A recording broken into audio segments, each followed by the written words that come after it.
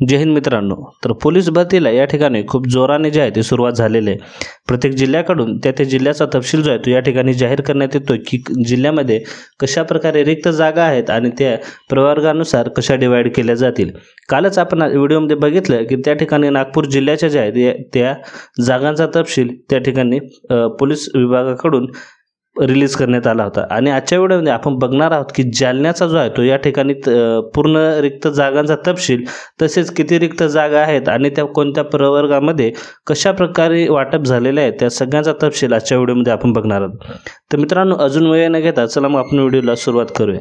तर मित्रांनो, एकूण मंजूर पदे जे आहेत ते आहेत 1039। आता त्यामध्ये विविध प्रकारच्या प्रवर्गामध्ये ही पदे डिवाइड केलेली, ज्यामध्ये ओपन म्हणजे खुला प्रवर्गासाठी 486, तर अनुसूचित जातीसाठी 135, अनुसूचित जमातीसाठी 73, त्यानंतर विजय साठी 31, ब साठी या ठिकाणी 26, त्या ठिकाणी क साठी 36, ड साठी 21, त्याच्यानंतर विमाप्रसाठी आहे ते आहेत 21, इतर मागासवर्गीयसाठी आहेत 197 आणि EWS साठी 13, अशी एकूण 1039 पदे जी आहे ती कॅटेगरीनुसार त्या ठिकाणी डिवाइड केलेली आहे।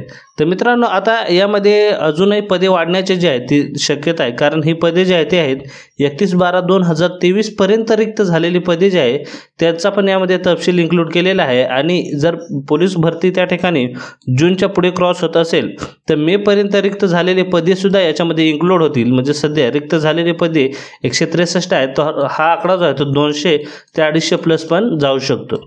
सोबतच मित्रांनो, या ठिकाणी स्वीकृती दिलेली परंतु हजर न झालेली, म्हणजेच ज्यांना मागच्या पोलीस भरतीमध्ये लेटर आलं होतं पण त्यांनी जॉईन नाही केलेली, तर हे सुद्धा पदे 60 आहेत। आणि मित्रांनो, सध्याची करंट सिनेरिओ बघता ज्याप्रमाणे मुंबई पोलीसमध्ये त्या ठिकाणी वेटिंगला होते आणि ते MSFला पण बोलवलं, तर काही विद्यार्थ्यांनी मुंबई पोलीस सिलेक्ट केलं होतं, तर ह्या पदांमध्ये पण जास्त नाही पण 10-15 पदांमध्ये वाढ होण्याची खूप दाट शक्यता आहे।